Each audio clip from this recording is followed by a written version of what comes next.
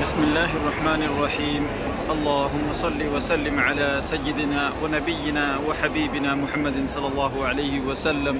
السلام علیکم ورحمۃ اللہ وبرکاتہ. آج آپ لوگوں کو صفا اور مروہ کے درمیان جو سعی کرتے ہیں اس کے مناظر دکھائیں گے اور اس کے بارے میں بتائیں گے بھی. ابھی مسجد الحرم میں یہاں پر تقریباً 3 بج رہے ہیں، رات کے 3 بج رہے ہیں. فجر سے پہلے کا وقت ہے اور آپ معتمرین کرام کے ازدحام کو، بھیڑ کو دیکھ سکتے ہیں. اللہ اکبر، کس قدر بھیڑ ہے. یہ سامنے میں جو دکھا رہے ہیں یہ صفا پہاڑی اس جانب ہے. صفا پہاڑی سے نیچے کی طرف معتمرین کرام اتر رہے ہیں اور اس جانب سے پھر صفا پہاڑی کی طرف جاتے ہیں. مروہ پہاڑی سے اتر کر کے صفا پہاڑی کی جانب اب نکل رہے ہیں.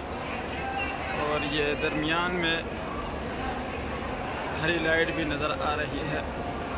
یہ ہری لائٹ اس وجہ سے لگائے ہوئے ہیں تاکہ معتمرین کرام کو پتہ چل جائے کہ اس جگہ پر عام چال سے ذرا ہٹ کر کے، دوڑ کر کے، اپنے کندھوں کو ہلا کر کے چلیں. یہ وہ جگہ ہے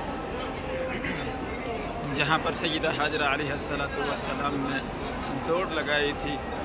وہ بھی کیا وقت ہوگا جب سیدہ حاجرہ علیہ السلام صفا اور مروہ کے درمیان دوڑ رہی ہوں گی، چکر لگا رہی ہوں گی پانی کی تلاش میں اپنے بیٹے حضرت اسماعیل علیہ السلام کے لیے. روح کو جھنجھوڑ دینے والا واقعہ ہے. اگر آپ دل سے اس کو تصور کریں تو آپ کو احساس ہوگا کہ وہ کیا وقت ہوگا. اس وقت اس طریقے کے ٹائلز اور مارول یہاں پر نہیں لگے ہوئے تھے بلکہ پہاڑی تھے. یہ ایک بڑی پہاڑی آپ کہہ سکتے ہیں، صفا والی پہاڑی، اور دوسری جانب مروہ والی پہاڑی.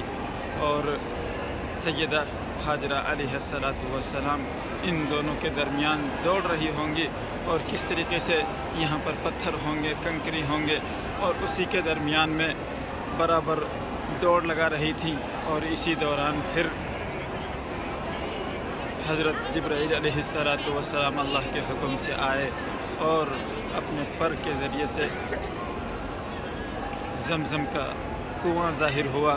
زمزم کا پانی جو آج بھی ہم اور آپ اس سے فیض حاصل کرتے ہیں. جتنے بھی معتمرین کرام، زائرین کرام آتے ہیں آج بھی زمزم کا پانی پیتے ہیں، اور صرف یہاں نہیں بلکہ یہاں سے لے کر کے اپنے ملکوں میں جاتے ہیں اور وہاں بھی لوگوں کو فیض حاصل کراتے ہیں اس پانی کے ذریعے سے.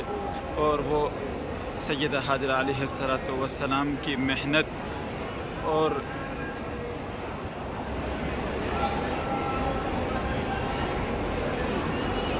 سیدہ حاجرہ علیہ السلام اپنے بیٹے کے لیے پانی کی تلاش میں دوڑ رہی تھی.